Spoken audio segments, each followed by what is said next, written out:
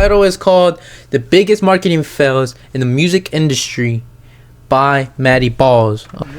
Let's see what he has to say. After a marketing gimmick went wrong, and DJ Khaled selling his own energy drinks in an attempt to go #1, to a band faking a kidnapping to promote their album, there have been... Yo, if y'all need me, if y'all want to say anything, bro, just let me know. I'm gonna read comments while I watch this.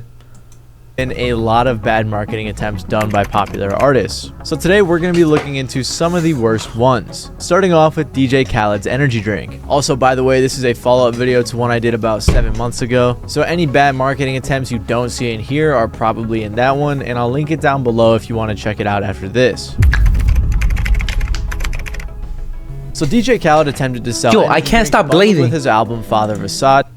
Let me just glaze one more time. One more time.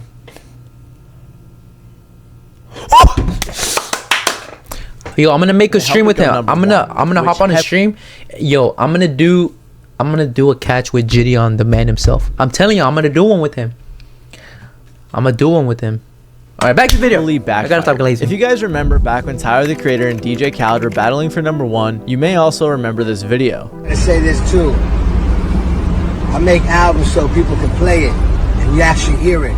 You know, driving your car, you hear another car playing it.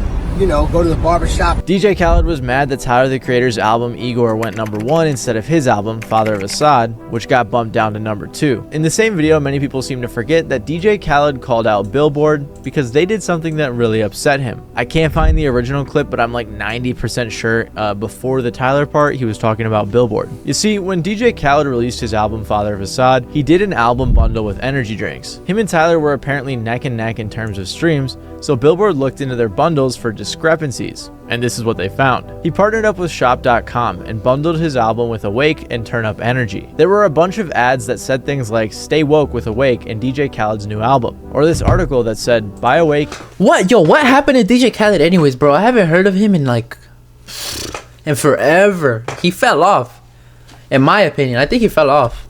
And Turn Up with DJ Khaled's Father of Assad on shop.com. His slogan was, as an entertainment mogul that juggles many hats, it is important that I stay focused from the time I wake up till the time I go to sleep. We stay woke with Awake. So when you bought these energy drinks, you would also get a downloadable version of his album Father of Assad, which counts as an album sale. Album bundling is a very common thing, and Tyler did it with his album too, with shirts, buttons, and signs that said Vote Igor. It's a fairly controversial marketing technique, and the New York Times reported that in 2018, 18 of the 39 #1s were bundled. Usually Billboard is cool with it, especially when the bundle is merchandise and represents the artist, but they thought that the energy drink partnership was a bit too far, so they disqualified his bundle sales. They were also suspecting that some of the marketing by shop.com and its corporate parent, Market America, had crossed a line by encouraging unauthorized bulk sales. Another blog pointed out a post they made in which they told its members to buy 12 packages to push DJ... Wait, how does that work? Okay, so if you're an artist, you're allowed to do merchandise sales by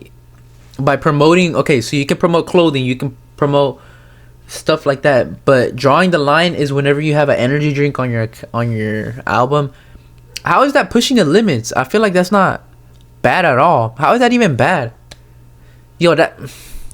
Khaled and Market America to #1. Someone from Billboard said, in this particular instance, we saw an organization encouraging purchases among their members by promising them material and organizational benefits. Market America apparently is a multi-level marketing company, so it makes sense why Billboard said that. After disqualifying his bundle sales, it was rumored he lost out on about 100,000 downloads, which I guess was disputed by Billboard. And then Billboard Billy got a little fed up with Billboard. Billboard Billy's back. The CEO at Rock Nation, Khaled's management company, said, we dispute their decision on behalf of DJ Khaled and frankly every artist who is forced to navigate bundling an album download with an inexpensive item that still effectively represents their brand. It's confusing and demeaning to the art. After this, Khaled was very upset and apparently he stormed into Epic with an entourage. Someone else said, he was furious. There was some nasty stuff said. Publicly, he's all about positivity, but there is a mean side to him that people don't see. He overhyped the record and blew it up as his biggest album ever. Eventually, Khaled said he was planning... Isn't that the whole point of DJ Khaled though, is saying that we're the best? So him promoting his music and saying that that's his best album here, I feel like that's just that just goes with his style of music that he's doing. a huge lawsuit. But I'm assuming he didn't go through with it because the next week Tyler's album dropped to number 2 and he went number 1. To be entirely fair to Khaled, bundling albums was always a strange thing. Obviously, bundling an energy drink from an MLM isn't a great idea, but this whole controversy actually caused Billboard to announce that they were going to review their album bundling rules. Obviously, this wasn't the only controversy, there was a few other ones that had happened, but this just added fuel to the flames. And in 2023, they actually ended up changing the rules, so maybe Billboard Billy was onto something. This next one is a bit more silly, but Rita Ora once tried to get 100,000 retweets as promo for her new song. And when it failed, to be honest, I feel like DJ Khaled's one wasn't that bad. I mean, I don't think they should have disqualified him just because he had an energy drink. It's the same as doing clothing. Like, it's not that bad. Realistically speaking, I don't think it's that bad. Unless they're counting it as like every bottle that they're selling like individually counts as a count for his album. So then yeah, I feel like that is the issue. But if it's like counting like a huge 12-pack or something, I feel like that's just chill. Like, nothing. She got hacked. In 2014, Rita Ora was fairly popular. She had signed to Rock Nation, opened for Drake, was killing it on the UK charts, and had just recently had her first top 10 song in the US Billboard Hot 100. At the time, she had over 3.8 million followers on Twitter, so she decided to do the classic engagement bait to release her next single. She tweeted out, "Dropping my new song Monday. If this gets 100,000 retweets." She got a couple thousand retweets, but it wasn't popping off like she expected. Someone even tweeted, "Where her 3.9 million followers at when you..." Nah, don't tell me she was botting her account. Which she actually... Don't tell me she was botting her account. retweeted. After about 2,000 retweets, Rita deleted the post. She then tweeted, "By the way, my Twitter got hacked. Somebody is threatening to..." Nah, that's the biggest cap I've ever seen somebody say, bro. That's just disappointing. Yo, don't do that to yourself. That's just disappointing. Am I playing games today? Yeah, I'm probably gonna play Outlast 2. Release new music I've worked really hard on. Nothing comes out until I'm ready. She continued, "Or the bots insist on it. When it's ready, we will drop music." Luckily, I caught the hacker really quickly and deleted the post. Thank you. Of course, though, everyone saw through it and called her out. Ha ha ha, yeah. Yo, that was the biggest cap I've ever seen. Is that the best story you could come up with? Rita, please don't lie. Or maybe because it got less than 2,000 retweets when you were reaching for 100,000. But okay. Everyone was clowning on her for this, and multiple outlets even reported on it. This led many people to investigate whether or not her followers were fake, because this is back when Twitter audit was a thing and every celeb was exposed for having a handful of fake followers. So they ran a Twitter audit on Rita's account and found that she had purchased approximately 1,366,326 of her 3.9 million followers, which definitely could explain what went down. Of course, it went down on Halloween, so maybe her 3 million followers were... Wait, how many... Wait, let me look back. How many followers did she have? Approximately 1,366,326 of her 3.9 million followers. So she only had 2 million followers, exactly, before she got fake bots. Yo, even 2 million, if y'all aren't retweeting, what are y'all doing?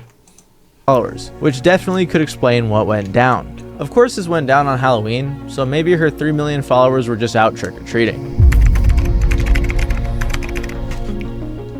Upon a Burning Body is a band you may not have heard of, but they attempted a crazy marketing gimmick where they faked a kidnapping. Upon a Burning Body is a band from San Antonio, Texas, and they formed in 2005. The band saw some solid success over the years, touring with bands like Five Finger Death Punch, and having their second studio album, Red, White, Green, debut at 105 on the Billboard 200. But in 2014, while preparing to release their album, The World Is My Enemy Now, they attempted a crazy marketing gimmick. It started with a couple tweets from lead singer Danny Leal, who said, "This same sketchy car has been driving past my house over and over for the past 3 days straight." He followed up with, "Wide awake now. I could have sworn I heard someone in my house." And after those tweets, it was radio silence. The next day, the band's Facebook page posted, "Breaking news, Danny Leal, singer of Upon a Burning Body, has been reported missing. He was last seen in his hometown of San Antonio, Texas on Monday, June 30th. A lot of blogs reported on it, saying things like, "This is a scary situation." People were really concerned and really wanted to help, with the same Alright, Frenton, are you wow, serious? That's really scary. I hope this is all just one giant misunderstanding and no harm has been done to Leal. If you have seen Leal in the last 24 hours, please reach out to us and we will forward it to the band." There was genuine concern for the lead singer. until it was revealed that it was just one big publicity. Shut up! That same day, the CEO of Sumerian Records, the label the band was signed to, made a post clearing it all up on Facebook. He said, "I woke up to a ton of missed calls and just saw this stuff about Danny Leal of UABB posing as that he's been abducted or kidnapped. My phone hasn't stopped ringing since. As a child, we all learned the story The Boy Who Cried Wolf, and it sticks within our consciousness for a reason. I do not condone this type of publicity stunt. This was done behind my back and I am not okay with it. In my eyes, there's never a time to use the possibility of real-life abduction, injury, or murder of someone that you care about to promote anything, especially an album. If you need to resort to that, then you have lost the plot. We as a society should have evolved past that way of thinking by now, and especially within the rock/metal community, given all the tragedy that has happened in our world over the past few years. There are some people who owe us an apology. So if the CEO of your label is upset with you, you can bet a lot of other people were as well." One fan wrote on Reddit, "I really am pissed about this whole thing. If it's a joke, then I'm done with not only UABB, but also about 90% of the scene." Another said, "The problem I have with it is that they are taking something like that lightly. Having someone missing is a serious issue that many deal with every day." The day after the stunt, the band revealed their new album and single coming out. They never apologized, and it took a while for them to even take down their Facebook post, which upset a lot of people. Shortly after the incident, when asked about it in an interview, they said this. The biggest thing going is like the whole publicity stunt. You tired of it? What publicity? What are you talking about? I don't know. Ain't nothing happened. I don't know what you mean. Nothing happened. Like I said, a lot of people were upset. One outlet wrote, "Whoever is managing the band is doing a great job making sure these guys burn every bridge possible." Another fan on Reddit said, "I guess it was a cool build up to everyone hating on them for it." But what is the point in doing that though? Like, what is the point in doing that? Like, yeah, I can. No, never mind. I'm not gonna justify it because I mean I don't really understand it. You know, if you were gonna promote music, couldn't you have done it in a cooler way? Or you could have made a music trailer that would have been way better. You know, make a music trailer of you getting kidnapped and it'd be like, at the end you promote the song and be like, "Yo, what is up?" You know, I feel like that would be more badass than what you did. That's kind of like, come on, man. Think about all the families that were out there and they have somebody missing. I feel like that's just an asshole move. And having the album titled "The World Is My Enemy Now." The controversy definitely didn't help. Oh, so that's what it meant. The world is my enemy. Then they did a pretty good job. Them. But it didn't seem career-shattering, as they still release music to this day and seem to be doing alright, getting a couple million streams on some of their latest. Montana is an artist who has been caught up in multiple marketing fails that have severely hurt his image. So let's check them out. The first one was in January of 2020, right after the release of his album Montana. With that album, he sold 25,000 copies, which isn't bad by any means, but it was about half of what his previous album sold. And after that, there was a fake stream controversy that he was caught up in. A guy on Twitter named Carl posted a thread that said, "French Montana's out here buying..." I'm not gonna lie, I haven't heard of French Montana since Trenton's fishing journey cheered X1, Zhao Hongshu the Emperor Grouper is massive like my addiction to her. Bro, Trenton, what are you talking about, Trenton? What are you talking about? Anyways, I haven't heard of French Montana since he made that song with Kodak Black. Buying streams in a desperate attempt to turn his 3-month-old flop song into a hit. The thread was referring to his song Writing on the Wall with Cardi B and Post Malone, which was featured on his previous album. The song charted when it first came out for 5 weeks, and then fell out of the top 200 on Spotify. Then it eventually re-entered the Spotify charts and also reached a new peak. But what was odd about this is that despite it hitting number 27 on the Spotify charts, it was way down at 1,192 on the Apple Music charts. Then Carl searched the song on Twitter and saw a bunch of people saying that their Spotify was hacked and was playing French Montana's song Writing on the Wall. The tweets about the hacks were all posted between the 18th and 25th of December, and the song's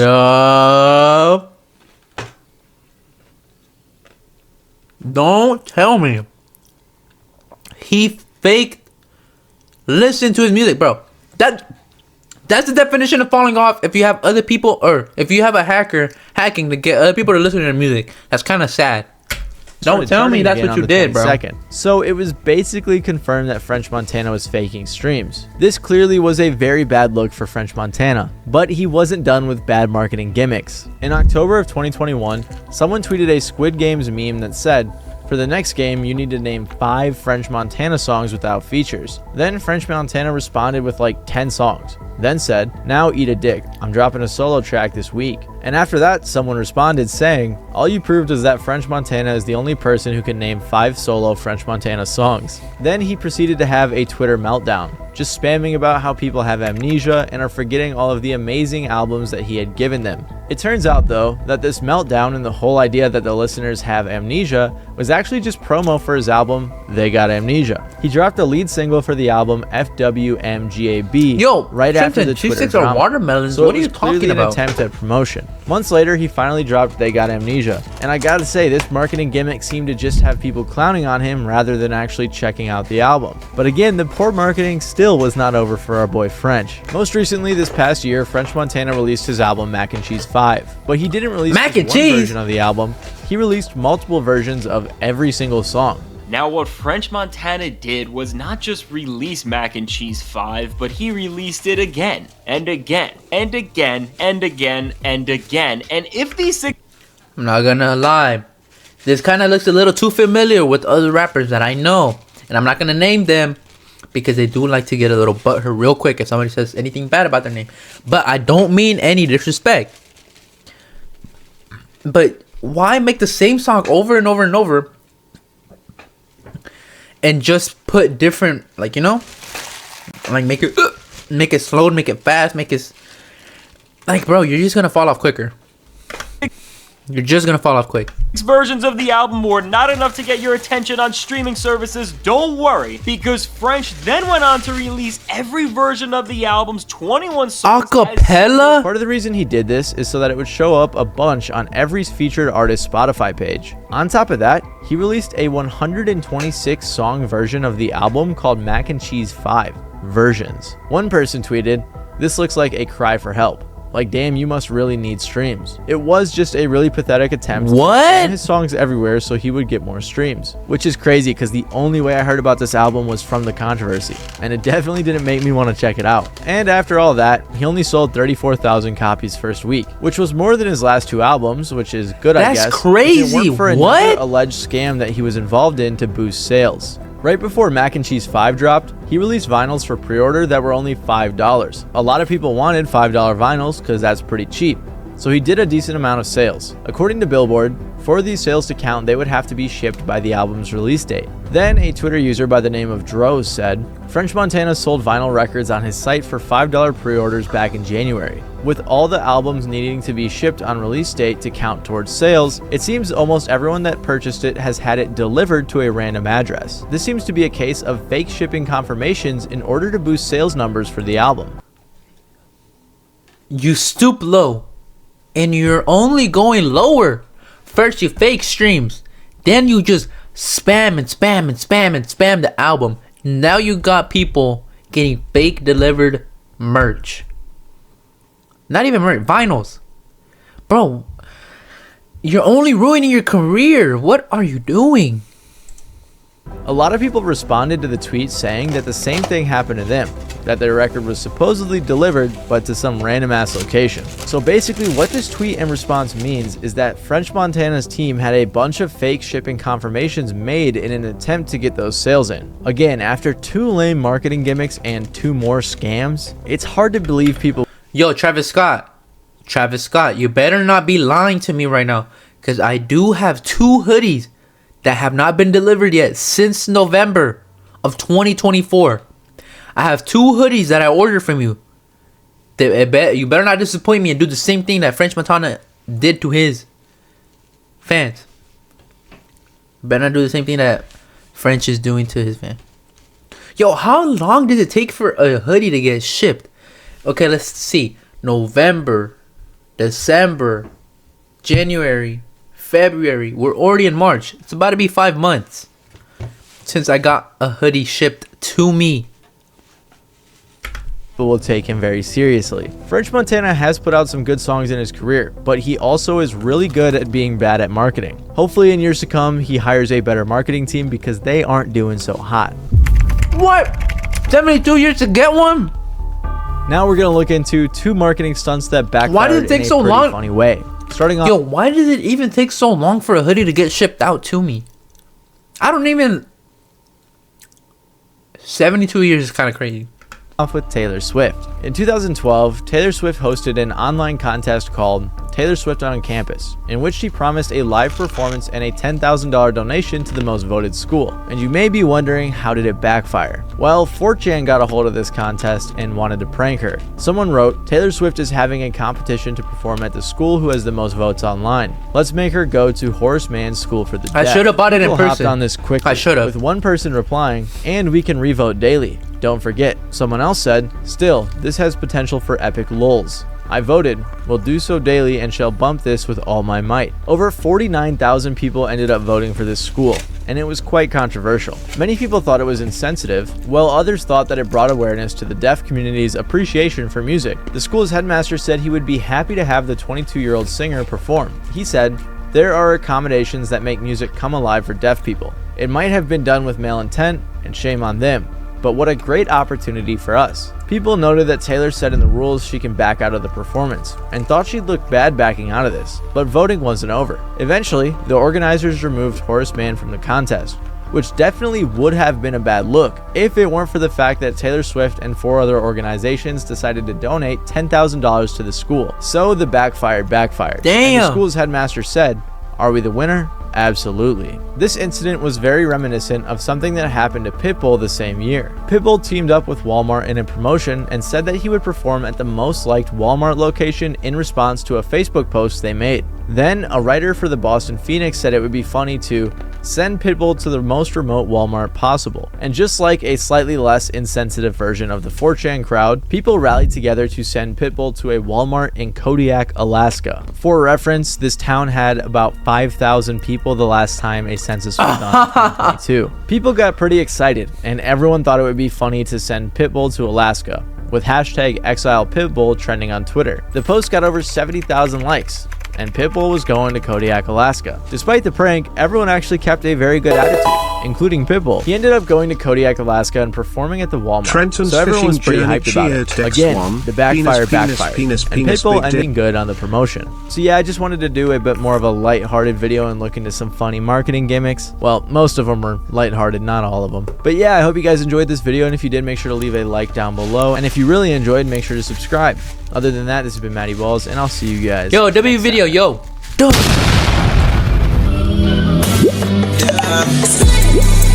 a.m. I'm back at home, so wild.